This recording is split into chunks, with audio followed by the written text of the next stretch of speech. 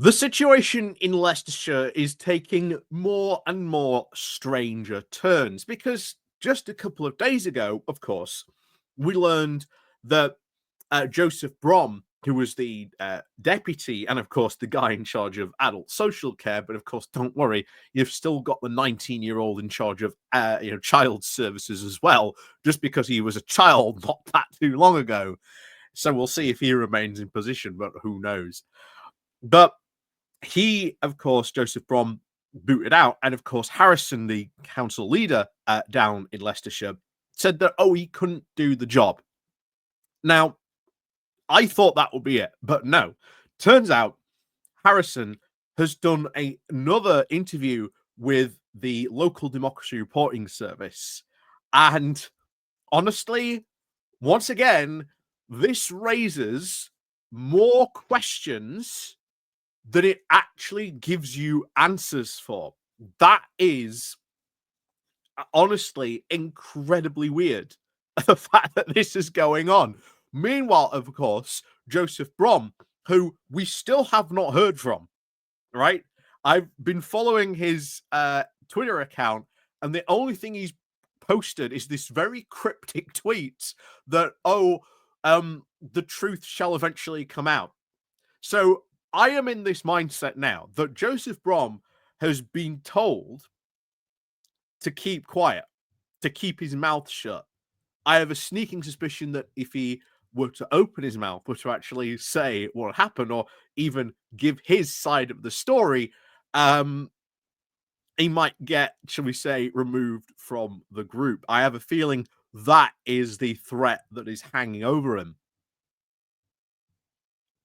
But if Joseph Boam does, or Councillor Boam does, want to come on and tell his side of the story, I will be more than happy to hear what that side is, because I have a very strange and sneaking suspicion that when his side of the story comes out, or if someone else breaks ranks and say, well, actually, what happened was this, or actually, it's not the 100% truth, I think it would be very interesting indeed.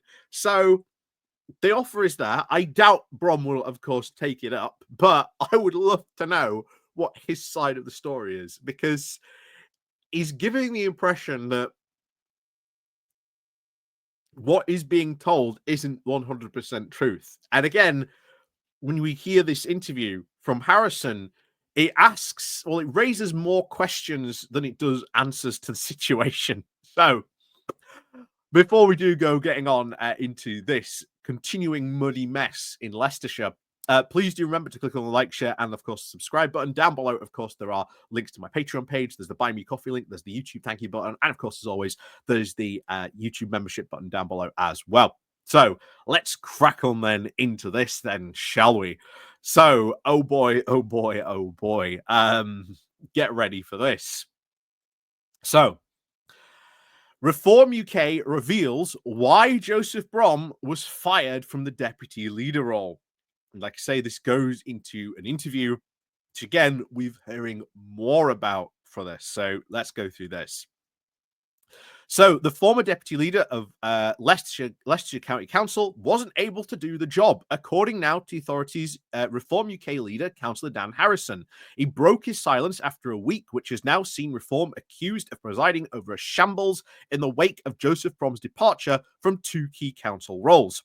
And like I say, this raises more questions, because he lost not only his deputy role, but the adult social care role. And like I say, we'll be getting to that in a moment when it comes up. So speaking to Local Democracy Reporting Service, or the LDRS, Harrison said that removing Warwick Councillor Boam from his deputy leader role and the lead member for adult social care positions had, of course, been overwhelming, backed by his fellow Leicestershire Reform members. Interesting that all these other Reform people backing this removal. So there's something more going on than that is being, or that has yet to be said. I have a very strong feeling there was something more yet to be said, but of course we know there's infighting amongst these people. We know Boam taking up 2 key positions, now given to two new reform councillors. Was it a opportunity that, shall we say, some saw maybe to, shall we say, dole out some more goodies because they thought this guy was undeserving of the role, which again he was in many ways, but like I say, these reform people aren't exactly loyal. They all want to get their snouts in at the trough, as we've seen many times on this channel. He also then claimed that the 22-year-old was, of course, struggling with the understanding of a tough and demanding adult social care role. Interesting, because that's not what Harrison had been saying a couple of weeks ago. Harrison also said that he needed somebody who can support him going forward after a week which has seen days of speculation over why the change had been made and criticisms over the group's handling of the reshuffle from its political opponents. Opposition councillors have branded this week's events shambles and accused reform of now spinning plates of chaos, saying that they were left too in the dark over what was actually happening. And yep, that was another thing. No communication at all whatsoever. But if he couldn't handle the adult social care role, and this is the big question, if he couldn't handle the adult social care role, fine, give it to someone else. But why also take away his deputy role as well? Why then does he lose both these roles? And we knew instantly he was losing both these roles right from the get-go. So this adds more fuel, I think, to the argument that there had been a falling out between these two over policy, that something had driven a wedge between them. Because if he couldn't handle the adult social care role, we all knew that, that was obvious, fine, give it to someone else. But why the deputy role as well? Methinks, again, there is more going on here than at first meets the eye. Well, should we say at least, yeah, first meets the light of day, shall we say, in this case. I don't even know what the saying is now. Anyway, back to this. Now, Harrison has, of course, broken his silence over the matter, telling the LDRS, of course, why Brom was removed from these roles and why it took days for Reform to announce his replacements. Under the changes, Kevin Cook, councillor for the ward of Glenfields, Kirkby Moxlow, and Leicester Forests will now be taking on the deputy leader role, and of course will also be heading up the new heritage, libraries, and adult learning portfolio. So again, another dual role councillor. And of course, councillor for Stoneleigh Stafford and Croft, Carl Abbott, will also be taking over the lead member for adult social care. Harrison said, we reviewed and, of course, talked with the director and found that Joe accepted that he wasn't able to do the adult social care job. Not, of course, in the way that it should have been done, or whatever the spec was. I have no idea because I haven't been given the spec.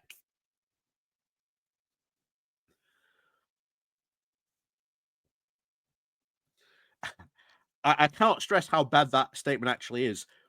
You have the leader of the council for adult social care, one of the biggest portfolios and highest probably taker of any of like local council budgets, and yet your leader of the council doesn't seem to know what the adult social care job does because he hasn't seen the spec. Then how does he know that Brom couldn't do the job? Because he hasn't seen the spec. You see why this just keeps adding more fuel to the fire, that there's more chaos going on here than first meets the eye, that there was a lot more going on in the background that we still don't know yet. So let's continue. He was struggling, of course, with the understanding of the role. It's tough and a demanding role. So again, why did he lose his deputy leadership position as well? You know, give the adult social care to someone else, right? So the LDRS then asked Harrison why he'd originally selected Brom for the adult social care role. And this is even worse. So it asked him why, of course, for the adult social care role, and whether, of course, at the time he considered Brom to actually be qualified for it. He said he wanted it. He wanted it. It was the biggest job, so he said, I'll do that one.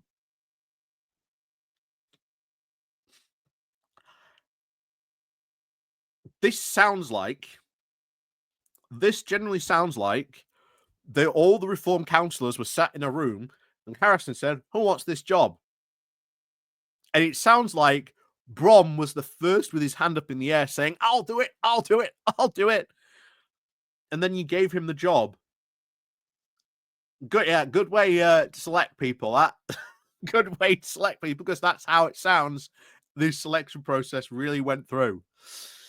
Anyway, he continued saying that I think, of course, most people could do it if they felt, of course, some empathy to it, and of course, wanted to get involved. Again, interesting that he said that. Felt some empathy, wanted to get in and get involved. Was there something else going on? Is the whole reason why Brom is silent is because maybe there's some other stuff that he may have said or other stuff floating out there that, again, hasn't been reported out, that Reform also know is embarrassing, and they are trying to cover it up. Like I say, more questions than answers on this one. So the county council leader then also denied that there was any accuracy now to the speculation that Brom had, of course, been removed as deputy leader because of policy disagreements between the two of them. Sure sounds like it, but Harrison said it is hard, but I have had to do it because I needed somebody who can support me as we were going forward. So he wasn't supporting you then. So there was a disagreement over policy then if he wasn't supporting you. But Harrison continues. He said, if he's struggling, and he struggled, you'll have to accept that. That was the conclusion, that he wasn't up to the job. And so we've had to take action. It went to the group, and the group voted on it. It was overwhelming. So if the job he was struggling at, remember that we are told by Harrison that the job he was struggling at was the adult social care, not the deputy role. So why then did he lose both roles?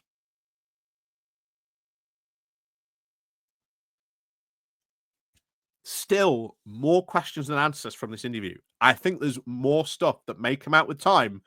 However long Brom decides to keep his silence, because I think he should absolutely come out and tell his side of the story, because I have a feeling once his side of the story comes out, that will be interesting as well. But please, Brom, again, if you see this and you want a place to come and tell your side of the story, I would be more than happy to do that, to give you that space to do about what happened. I want to know what's going on here, just as much I think everyone else is. So it continues. Harrison, of course, then told the DRS that he was, of course, not planning any other changes within his cabinet, saying that he was 100% happy with the remaining members selected back in May were doing well in their roles. 20 weeks ago, of course, he said 24 people walked in this building, didn't even have a real understanding of politics. They just volunteered. They're good people. But that's how it was. It was an election, and it transformed them straight into the cabinet. It's a massive role. And I can tell you now today, I would put these people up again in any other cabinet. But are they actually doing a good job? Are they actually doing those roles? Opposition would say no, but there you go. That's just the opposition. He continued saying, we're here, of course, we're working. The results are going to speak for themselves. But working on what, and what exactly results are you going for? That's where he also gets into something here. Among those, of course, hoped for results is the determination to cut council tax. Harrison continued, this was among all the promises made by the leader during the electorate, by the leader to the electorate. This isn't going to happen. There is no way that any council can cut council tax, especially at this moment in time. Absolutely impossible. But they made that promise. It's not going to happen. Despite how much they want to claim that, it was an insane promise they made that they knew they could never keep. Again, typical Reform. The LDRS also asked if this would be reflected in April's budget. Harrison said that was not promising anything because he can't promise it now, because if he did, he would actually be expected to deliver on it. Not going to happen. He said, we're of course looking, how we might be able to do that going forward with lower taxes, but we've got to deal now with a massive amount of problems. It's very determined to man a man, and I'm trying to work hard as I can to try and pull this off. This is a major event, and we've got to try and find savings, probably of at least £200 million. This is the Tory debt that they have now left us. Love it how he's now blaming other parties.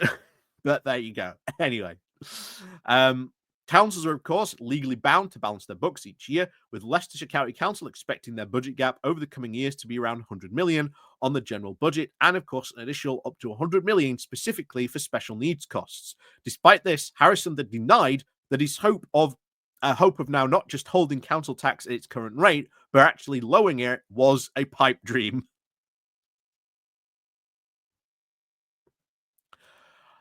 So that whole reform promise, which they're probably going to be offering again next May, lowering council tax, not going to happen. Absolute pipe dream. So anyway, back to this. Among, of course, the other criticisms, of course, leveled at reform this week is the alleged now lack of communication with opposition groups to obviously keep them informed of all these changes. Conservative group leader and leader of the opposition, Deborah Tiller, claimed that Harrison had promised to update her after Tuesday night on 19th of August in a group meeting, but had not done so. LDRS then won Harrison why there was, of course, a delay in the communications over all these changes, and it prompted opposition groups to then accuse reform of chaos. The leader then blamed this on reform national policies, saying that they are now being reviewed.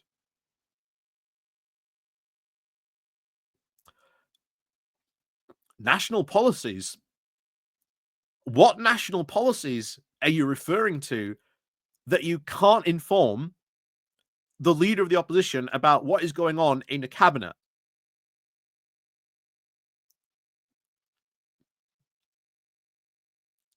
What is that all about? That's interesting. If I were the LDRS, I would have asked about that policy. Because this to me screams that what a lot of us have been seeing and what we've been seeing constantly reporting, that there is like the secret reform rules, which obviously reform councillors are told, but then they're not told to talk about. And this is interesting that he's mentioned that there's this national reform policy that ended up in a delay of communications. What's going on there? Does it have to go through that unit down in London and then back to there? Once again, showing that these reform councillors are being controlled by that London office. This doesn't look good. It really doesn't look good for any of these reform councillors at all. He went on to add that the whole thing now was just the elongated through procedures. Again, what procedures though? Again, is more fuel to that fire that they're being really controlled from that London office. Obviously, he continued, we wanted to improve our own people and talk properly to make sure that, of course, we were now putting all together. He said, I would, of course, talk to her, Taylor, and let her know, but we are now moving along with the damn thing got elongated through the process, which is, of course, unacceptable, but it did. Again, what process? Why did it get lengthened? And why is that a national reform policy? What exactly is that national reform policy that led to that? Anyway, we have to at least get a week before we have a vote. We cut it, of course, it tight last night as we could. They, of course, the National Party will be reviewing it, to what I understand, because that just now creates more problems and issues. Again, what is this policy that is causing all this? And if there is a policy like this, what other national policies do they have as well that they don't talk about?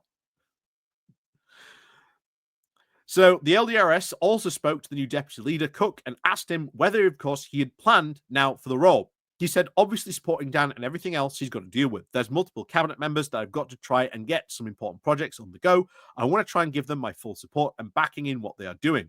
While Cook, of course, would not be drawn into what the quote important projects entailed, because there are no important projects because they've got nothing to do in that. He added, they are really important, of course, to Leicestershire, and they are desperately needed, urgent. If they are that desperately needed and urgent, why not talk about them? Like, why not talk about them? If they are that desperately needed and urgent, why are you not talking about them? Anyway, the LDRS has, of course, now approached Brom for comment. Now on Harrison's claims that he was struggling and was not able to do the job.